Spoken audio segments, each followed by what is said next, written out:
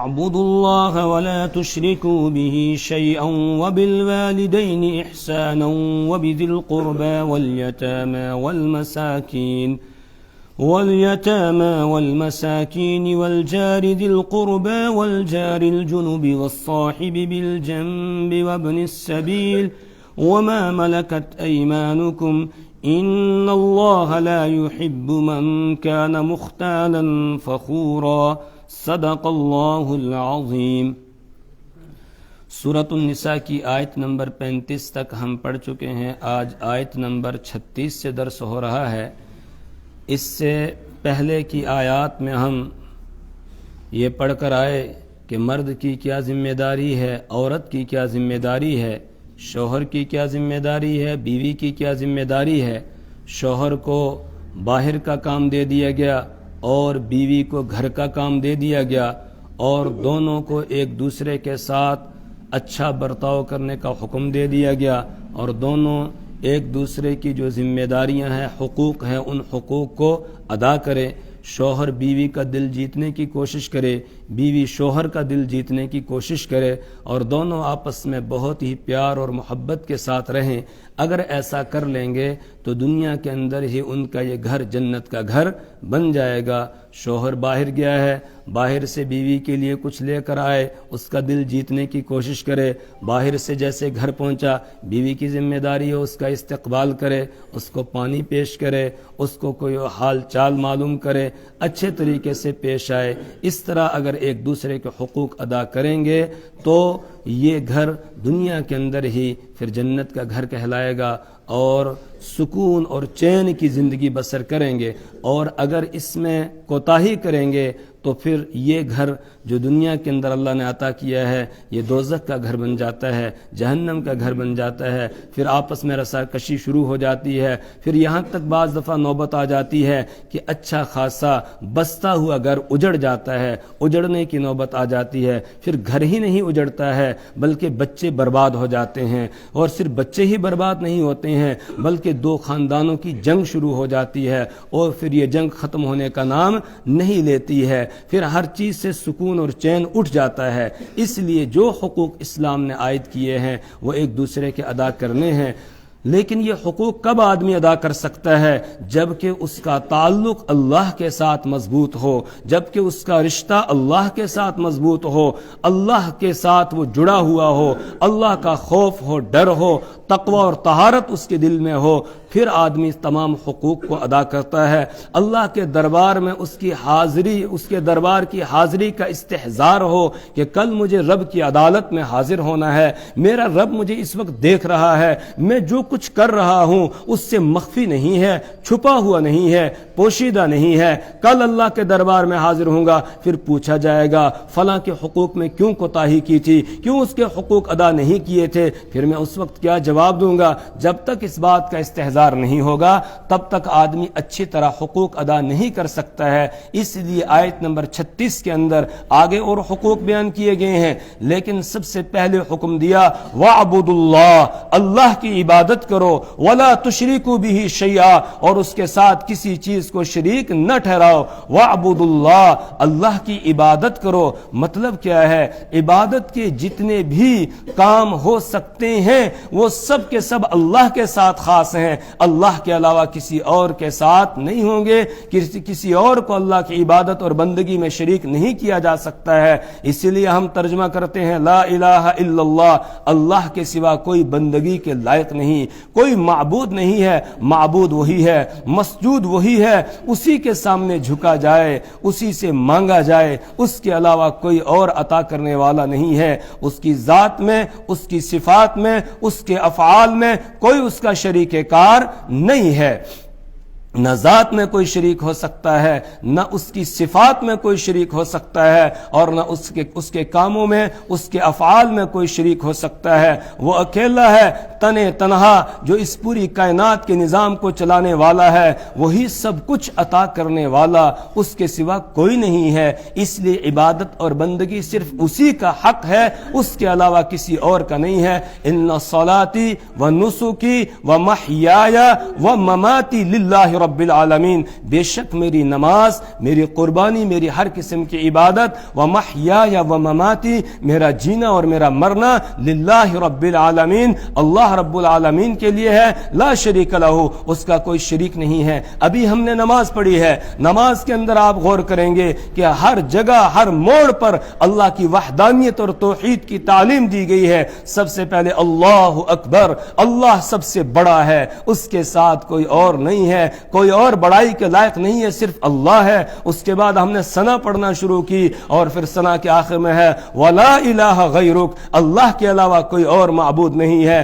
سورہ فاتحہ پڑھنا شروع کی، ایاک نعبد و ایاک نستعین، ہم تیری ہی عبادت کرتے ہیں اور تجھ ہی سے مدد مانگتے ہیں، تیرے سوا کسی اور کی عبادت نہیں کرتے ہیں، تیرے سوا کسی اور سے ہم مدد نہیں مانگتے ہیں۔ اب قیام ہو گیا، رکوع میں پہنچے، رکوع میں بھی اللہ کی عظمت کا اقرار ہے، سبحان ربی العظیم، عظیم صرف اللہ کی ذات ہے، اس کے سوا کوئی دوسرا نہیں ہے۔ سجدے میں پہنچ گئے، سبحان ربی الاعلی، اعلی بلندیوں والی ذات صرف اللہ کی ہے، اللہ کے سوا اور کوئی اعلی نہیں ہے، اعلی حضرت اعلی نہیں، بلکہ اعلی تو صرف کون ہے؟ اللہ کی ذات ہے، اور کوئی اعلی نہیں ہے، سبحان ربی الاعلی۔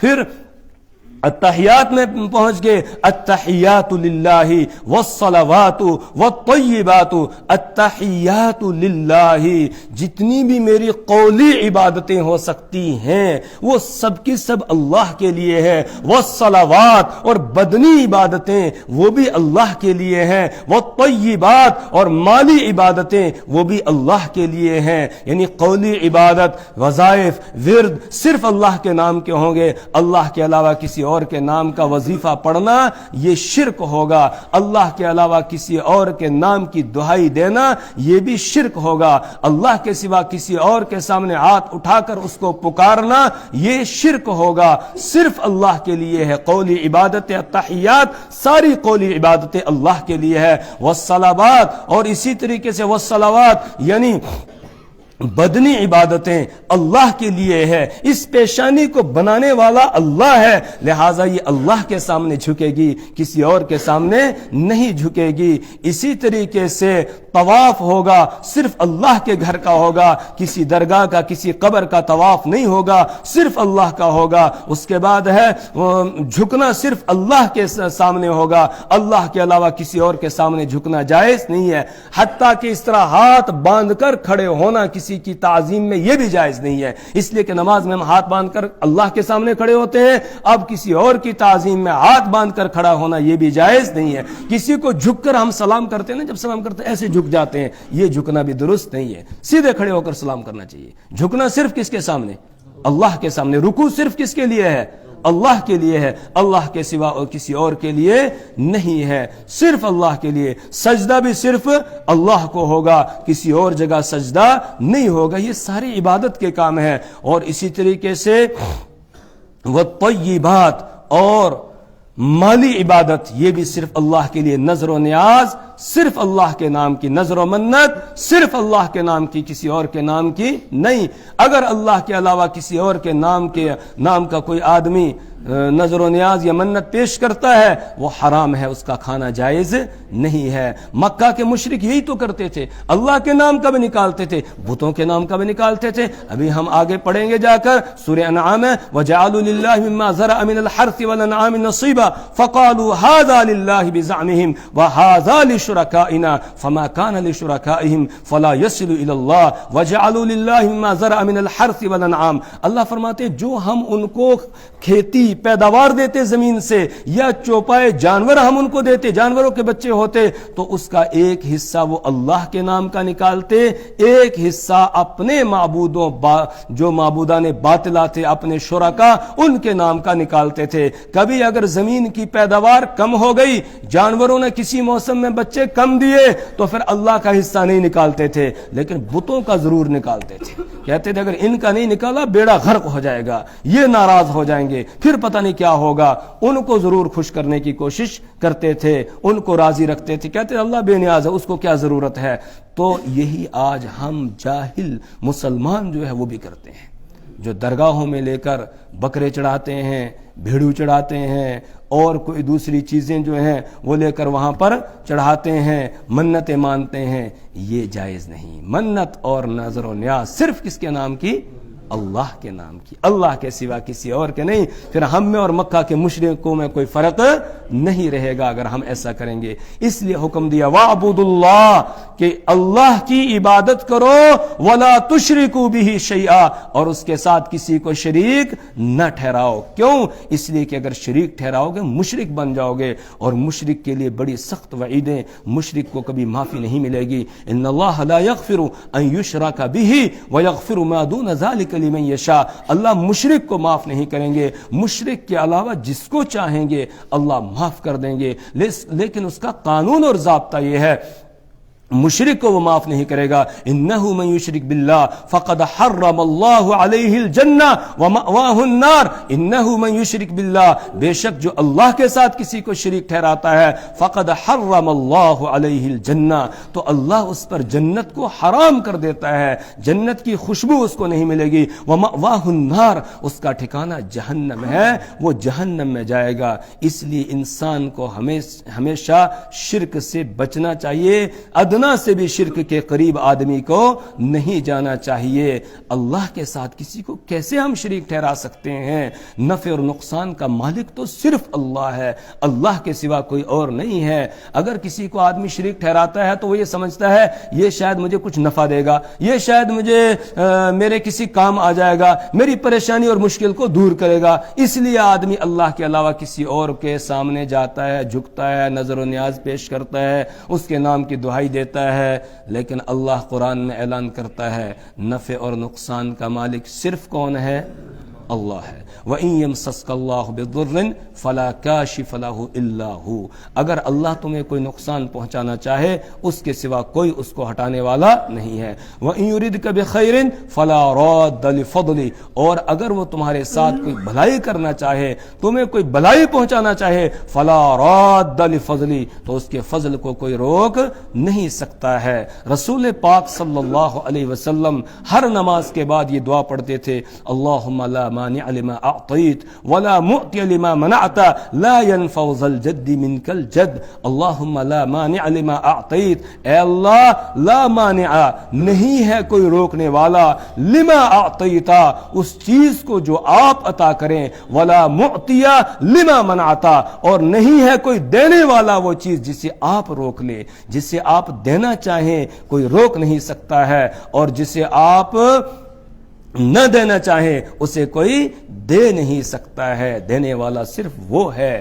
اگر اللہ کے سوا کوئی اور نفع اور نقصان کا مالک ہوتا تو پھر اللہ کے محبوب محمد عربی صلی اللہ علیہ وسلم ہوتے، لیکن آپ سے بھی نفی کروا دی گئی، قل لا املک لنفسی نفعا ولا ضرا الا ما شاء اللہ، قل آپ کہہ دیجئے لا املکو میں نہیں اختیار رکھتا ہوں، میں نہیں مالک ہوں، لنفسی اپنی ذات کے لیے، نفع ولا ضرا نہ نفع کا نہ نقصان کا، نفع بھی نہیں پہنچا سکتا ہوں اپنے آپ کو اور نہ میں نقصان کا مالک ہوں، الا ما شاء اللہ وہی ہوتا ہے جو اللہ چاہتا ہے۔ وہ اگر مجھے کوئی نفع پہنچانا چاہے نفع پہنچتا ہے، وہ اگر مجھے کسی تکلیف میں مبتلا کرنا چاہے تو تکلیف پہنچ جاتی ہے، یہ اختیار صرف اللہ کو ہے۔ ما کان لہم الخیارہ اللہ کے علاوہ کسی اور کو اختیار نہیں ہے۔ تو وَاعْبُدُوا اللَّهَ اللہ کی عبادت کرو، وَلَا تُشْرِكُوا بِهِ شَيْئًا اور اس کے ساتھ کسی کو شریک نہ ٹھہراؤ۔ ابھی بات آئی چڑھاوے کی، بہت سارے لوگ جو چڑھاوا چڑھاتے ہیں درگاہوں پر دوسری جگہوں پر، تو بہت سارے لوگ ایسا ہوتے ہیں کہ جہالت کی وجہ سے اس کو تبرک سمجھ کے کھاتے ہیں، حالانکہ اس کا کھانا جائز نہیں ہے، حرام ہے۔ انما حرم علیکم المیتۃ والدم ولحم الخنزیر وما اہل به لغیر اللہ، اللہ نے تم پر حرام کر دیا، انما حرم علیکم المیتۃ مردار، والدم اور خون، انما حرم علیکم المیتۃ والدم ولحم الخنزیر اور خنزیر کا گوشت یہ حرام کر دیا ہے، وما اہل لغیر اللہ اور ہر وہ چیز جو غیر اللہ کے نامزد کر دی گئی ہو، جس کو اللہ کے علاوہ کسی اور کی رضا کے لیے پیش کیا گیا ہو، ایسی چیز کا کھانا جائز نہیں ہے، وہ حرام ہے۔ تو وَاعْبُدُوا اللَّهَ، اس کا کھانا گویا یہ بھی شرک ہے۔ وَاعْبُدُوا اللَّهَ، اللہ کی عبادت کرو، وَلَا تُشْرِكُوا بِهِ شَيْئًا، اس کے ساتھ کسی کو شریک نہ ٹھہراؤ، وَبِالْوَالِدَيْنِ إِحْسَانًا، اور والدین کے ساتھ حسن سلوک کرو۔ پہلے اللہ کا حق بیان کیا، اس کا حق یہ ہے کہ اس کی عبادت کرو، اس کے ساتھ کسی کو شریک نہ ٹھہراؤ، اس کے بعد اب والدین کا حق ادا کرو۔ میاں بیوی کے حقوق آگے، اب حکم ہے کہ والدین کے بھی حقوق ادا کرو۔ کہیں نکاح کے بعد ایسا نہ ہو کہ ماں باپ کو بھول جاؤ، نہیں، بلکہ ان کے ساتھ حسن سلوک کرنا، ان کا تم پر بڑا احسان ہے، اللہ کے بعد انہی کا احسان ہے۔ اللہ تمہیں دنیا میں بھیجنے والا ہے اور ماں باپ تمہارے دنیا میں آنے کا ذریعہ اور سبب بنائے ہیں، اللہ نے ان کو تمہارے لیے ذریعہ اور سبب بنایا ہے۔ اور یاد رکھنا، بچپن میں انہوں نے تم کو پالا ہے، تمہاری پرورش کی ہے، اس لیے اپنے بچپن کو یاد رکھنا۔ جیسے کہ سورہ بنی اسرائیل میں حکم ہے، وَقَضَىٰ رَبُّكَ أَلَّا تَعْبُدُوا إِلَّا إِيَّاهُ، تیرے رب نے یہ فیصلہ کر دیا ہے اللہ تعبدوا الا ایاہ، کہ تم عبادت نہ کرو مگر اسی کی، یعنی اللہ کی۔ وَبِالْوَالِدَيْنِ إِحْسَانًا، اور والدین کے ساتھ حسن سلوک کرنے کا اس نے فیصلہ کر دیا ہے۔ إِمَّا يَبْلُغَنَّ عِنْدَكَ الْكِبَرَ أَحَدُهُمَا أَوْ كِلَاهُمَا، تم ان دونوں میں سے کوئی ایک تمہارے پاس بڑھاپے کو پہنچ جائے یا دونوں بوڑھے ہو جائیں، یعنی خاص طور سے اس وقت انہیں تمہاری خدمت کی ضرورت ہے جب وہ بوڑھے ہو جائیں، دونوں میں سے کوئی ایک بوڑھا ہو جائے یا دونوں بوڑھے ہو جائیں، تو اب تمہاری ذمہ داری اور بڑھ جاتی ہے، اور پھر بڑھاپے میں آدمی کے اندر ذرا چڑچڑا پن آ جاتا ہے، بات بات پر غصہ آتا ہے، اس لیے حکم دیا فَلَا تَقُلْ لَهُمَا اُف۔ جوانی میں تو کوئی اف کر نہیں سکتا ہے، جوانی میں کرے گا تو ٹھیک ٹھاک کر دیا جائے گا، لیکن جب بیچارے بوڑھے ہو جاتے ہیں، اب ان کو ہمت نہیں رہتی ہے، اس وقت بیٹا جو ہے وہ شیر بن جاتا ہے اور اس وقت ان کے سامنے چیختا ہے اور چلاتا ہے، دھاڑتا ہے۔ تو کہا نہیں، فَلَا تَقُلْ لَهُمَا اُف، تم ان کے سامنے اف بھی نہ کرو، فَلَا تَقُلْ لَهُمَا اُف وَلَا تَنْهَرْهُمَا، اور ان کو نہ جھڑکو، وَقُلْ لَهُمَا قَوْلًا كَرِيمًا، اور ان کے ساتھ نرمی سے بات کرو، آہستہ نرمی کے ساتھ بات کرو، وَقُلْ لَهُمَا قَوْلًا كَرِيمًا وَاخْفِضْ لَهُمَا جَنَاحَ الذُّلِّ مِنَ الرَّحْمَةِ، اور اپنے بازوؤں کو مہربانی کے ساتھ ان کے سامنے جھکا دو، وَقُلْ رَبِّ ارْحَمْهُمَا كَمَا رَبَّيَانِي صَغِيرًا، وَقُلْ رَبِّ ارْحَمْهُمَا، اور یوں دعا کرو، رَبِّ ارْحَمْهُمَا، اے میرے رب میرے ماں باپ پر رحم فرما، وَقُلْ رَبِّ ارْحَمْهُمَا رَبِّ ارْحَمْهُمَا کما ربیانی صغیرا، اللہ تو ان پر رحم فرما جیسے انہوں نے بچپن میں مجھے پالا تھا۔ تو یہ بچپن یاد دلایا کہ اب یہ 55 کو پہنچ چکے ہیں، تو تم ذرا اپنے بچپن کو یاد کرو کہ انہوں نے کس طرح تمہیں پالا، اپنی سردی گرمی کو برداشت کیا، راحت اور آرام کو سب کو چھوڑا تمہاری خاطر اور تمہیں پالا۔ ایک ماں کس طرح بچے کی پرورش کرتی ہے، تقریباً 8-9 مہینے تک وہ اپنے پیٹ میں اٹھائے پھرتی ہے، اس تکلیف کو برداشت کرتی ہے، اس کے بعد پھر جب دنیا میں آنے کا نمبر آتا ہے، اس وقت وہ موت و حیات کے بیچ میں ہوتی ہے۔ کتنی میری بہنیں، کتنی مائیں ایسی ہوتی ہیں کہ ادھر بچے کو جنم دیا، ادھر رخصت ہو جاتی ہیں، اپنی جان دے دیتی ہیں بچے کے لیے، تو موت و حیات کے بیچ میں ہوتی ہے۔ اس گھڑی کو تم نہ بھولنا، جس ماں کے سامنے تم چیختے چلاتے ہو، اس کو ناراض کرتے ہو، وہ آنسو بہانے پہ مجبور ہو جاتی ہے۔ ذرا یاد کرنا اپنے بچپن کو کہ کس طرح اس نے تمہیں جنم دیا تھا، پھر جب تم دنیا میں آگے، اس کے بعد اس کی ساری توجہ کا مرکز تم ہوتے تھے۔ وہ راتوں کی اپنی نیند کو قربان کر دیتی تھی، تمہارے کان میں ذرا سا درد ہو جاتا تو وہ پوری رات تمہیں گود میں لیے ہوئے بیٹھی رہتی تھی، کبھی ادھر چکر لگاتی، کبھی تمہیں ہلا رہی ہے، لوریاں دے رہی ہے، اور آج تو اس کے سامنے دھاڑتا ہے، آج تو اس کے سامنے چیختا چلاتا ہے۔ بعض تو ایسے بدبخت ہوتے ہیں ماں پر ہاتھ اٹھاتے ہیں، ہاتھ اٹھانے کے لیے تیار ہو جاتے ہیں، باپ پر ہاتھ اٹھاتے ہیں۔ اس کو نہ بھولنا۔ اگر کبھی رات کو تم نے پیشاب کر دیا تو ماں تمہارے لیے سوکھے کا انتظام کرتی تھی، بستر چینج کر دیتی تھی. اگر بستر نہیں ہوا اور تو خود گیلی جگہ پہ آ جاتی ہے اور تمہیں سوکھے پہ رکھتی ہے. تم نے پھر پیشاب کیا, اس کو خراب کر دیا, اب ماں گیلے پہ لیٹی ہے اور تمہیں اپنے پیٹ پہ لٹا لیا ہے. یہ ہے ماں. ماں کی محبت کو کون ماں کی محبت دے سکتا ہے؟ لیکن ہم بھول جاتے ہیں. جب بڑے ہو جاتے ہیں, خاص طور سے جب نکاح کر لیا, اب ساری توجہ بیوی کی طرف ہو گئی, اب ماں کی طرف کوئی توجہ نہیں. دونوں کے حقوق ہیں, بیوی کے بھی حقوق ہیں وہ بھی ادا کرنے ہیں, اور ماں کے بھی حقوق ہیں وہ بھی ادا کرنے ہیں. بعض بیوی کو مجبور کرتے ہیں تو خدمت کرے گی, ارے اس کے ذمے خدمت نہیں رکھی ہے. اگر وہ خدمت کرتی ہے اس کے لیے سعادت ہے. اگر وہ خدمت کرتی ہے تمہاری ماں کی تو اس کے لیے سعادت ہے, وہ نوازی جائے گی دنیا میں بھی اور آخرت میں بھی. لیکن اس کے ذمے لگائی نہیں گئی ہے, تمہیں خدمت کرنی تھی. تم ایسا گھر کا ماحول بناؤ کہ تمہاری بیوی اس کو ماں سمجھے. تم بیوی کے حقوق ادا کرو, وہ بھی ادا کرے گی اور ماں کی طرح اس کے ساتھ برتاؤ کرے گی. تو اپنے بچپن کو یاد رکھنا, کس طریقے سے ماں نے تمہیں پالا ہے, تمہارے پیشاب کو صاف کیا ہے, تمہارے پاخانے کو صاف کیا ہے. کوئی ہاتھ بھرنے کے لیے تیار نہیں, جو دیکھتا تھا نفرت کر کے ناک دبا کے چلا جاتا تھا. لیکن ماں کو جب پتا چلا دوڑ کر آئی اور آ کر تمہیں اٹھایا اور اٹھا کر تمہیں دھویا. اس کو بدبو بھی نہیں آئی اور اس نے یہ بھی نہیں سوچا کہ میرے ہاتھ بھرنے, نہیں, فوراً تمہیں دھویا, تمہارے کپڑے دھوئے, تمہیں دوسرے کپڑے پہنائے, تمہیں نہلایا. ذرا اس کو یاد رکھنا, ماں کا بہت بڑا حق ہے. حملته کرہا ووضعته کرہا وحملہ وفصالہ 30 شہرا. پھر دودھ پلاتی ہے, ماں روٹی بنا رہی ہے, گھر میں جھاڑو لگا رہی ہے, کپڑے دھو رہی ہے, تم نے ٹیں ٹیں کرنا شروع کیا, رونا شروع کیا, سارے کام کو چھوڑا, فوراً آئی اور آ کر میرے لال کو کیا ہوا, اٹھایا, اٹھا کر تمہیں چھاتی کے ساتھ لگایا, اپنے جسم کا جو جوہر ہے دودھ وہ تمہیں پلایا, تمہیں رکھا, چپ کرایا, پھر جا کر اپنے کام میں لگ گئی. اس وقت کو نہ بھولنا. رب ارحمہما کما ربیانی صغیرا, اے میرے رب میرے ماں باپ پر رحم فرما, کما ربیانی صغیرا, جیسے ان دونوں نے مجھے بچپن میں پالا ہے. پرورش یاد دلائی کہ انہوں نے پالا ہے تمہیں بچپن میں. ایک تو رب اللہ ہے, وہ روزی کا انتظام کرنے والا ہے, لیکن بظاہر ذریعہ کس کو بنایا؟ تمہارے ماں باپ کو بنایا. باپ کما کما کے لا رہا ہے اور تمہیں کھلا رہا ہے, تمہیں دے رہا تھا.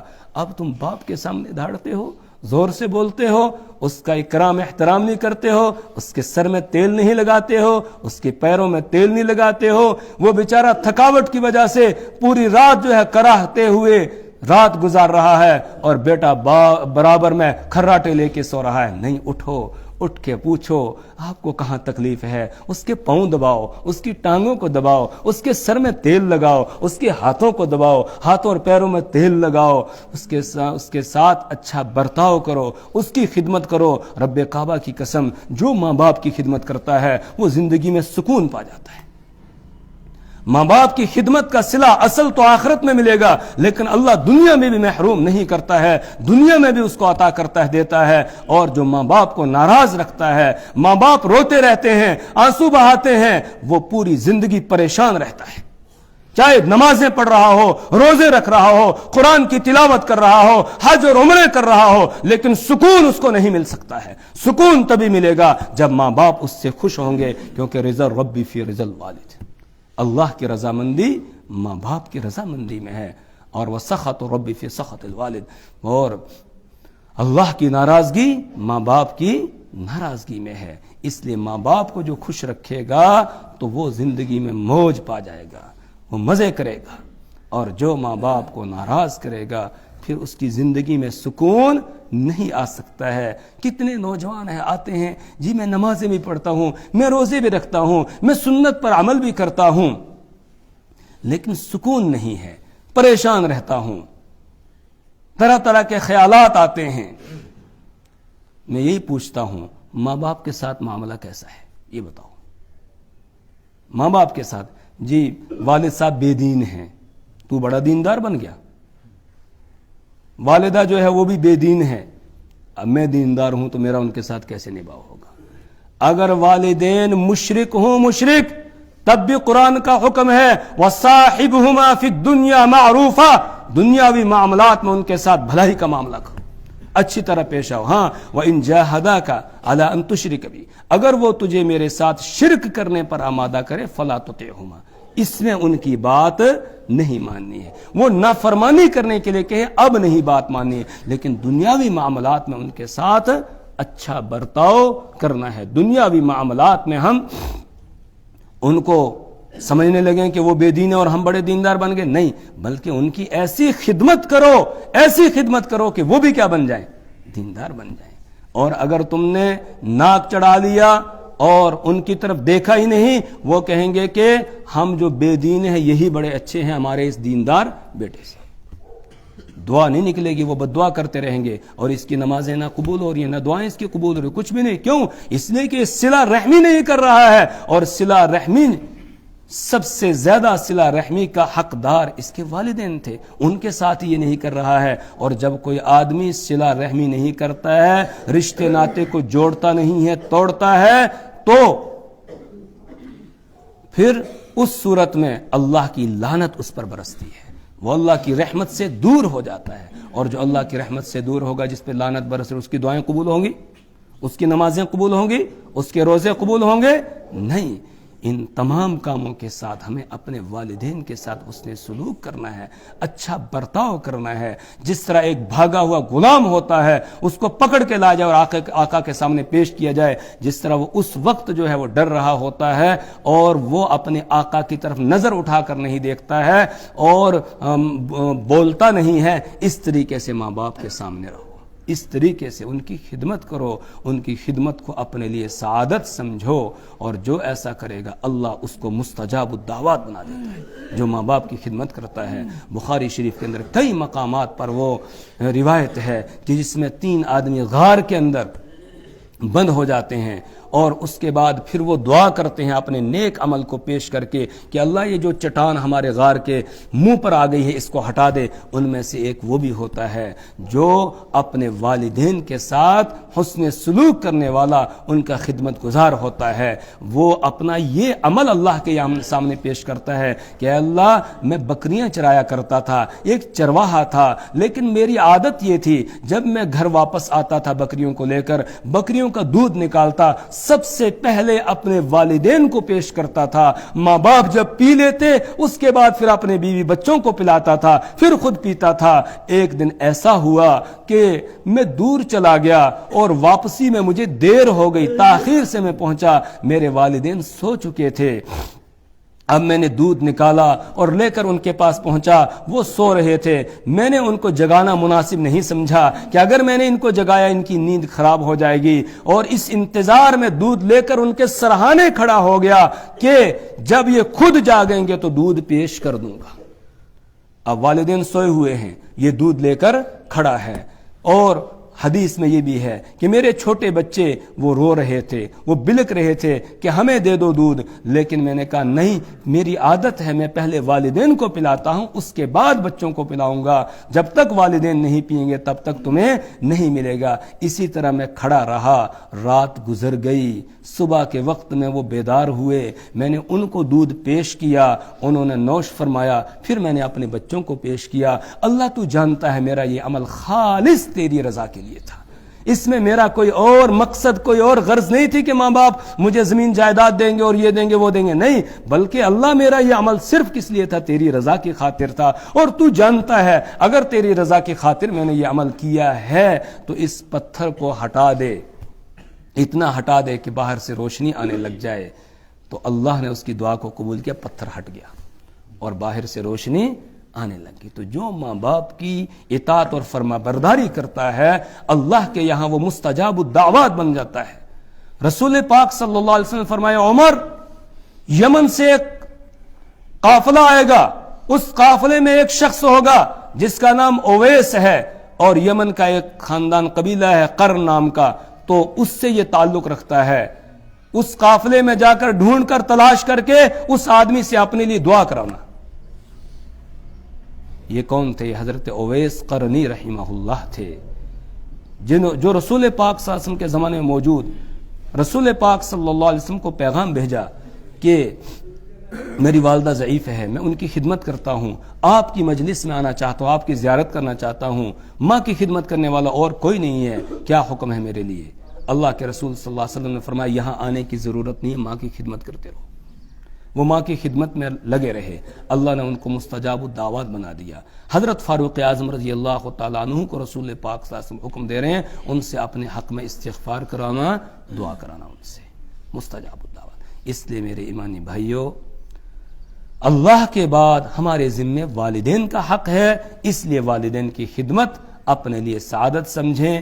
جن کے والدین حیات ہیں ان کی خدمت کرے، ان کے ساتھ حسن سلوک کرے، اور جن کے والدین دنیا سے جا چکے ہیں ان کے لیے دعائے مغفرت کرے، اور ان کے جو رشتہ دار ہیں، ان کے جو دوست و احباب ہیں، ان کے ساتھ اچھا برتاؤ کرنا، یہ بھی ایسے ہے جیسے اپنے ماں باپ کے ساتھ اچھا برتاؤ کرنا ہے۔ یہ حکم ہے ان کے دنیا سے جانے کے بعد کہ ان کے لیے دعائے مغفرت کریں، اور ساتھ میں ان کے ساتھ جو ملنے جلنے والے تھے، رشتہ دار تھے ان کے ساتھ اچھا برتاؤ کیا جائے۔ وَاعْبُدُوا اللَّهَ، اللہ کی عبادت کرو، وَلَا تُشْرِكُوا بِهِ شَيْئًا، اور اس کے ساتھ کسی کو شریک نہ ٹھہراؤ، وَبِالْوَالِدَيْنِ إِحْسَانًا، اور والدین کے ساتھ حسن سلوک کرو۔ اس سے آگے انشاءاللہ کل پڑھیں گے۔ اللہ سے دعا کریں پروردگار ہمیں اپنی کتاب کی سمجھ اور فہم عطا فرمائے، اللہ ہمیں اعمال صالحہ کی توفیق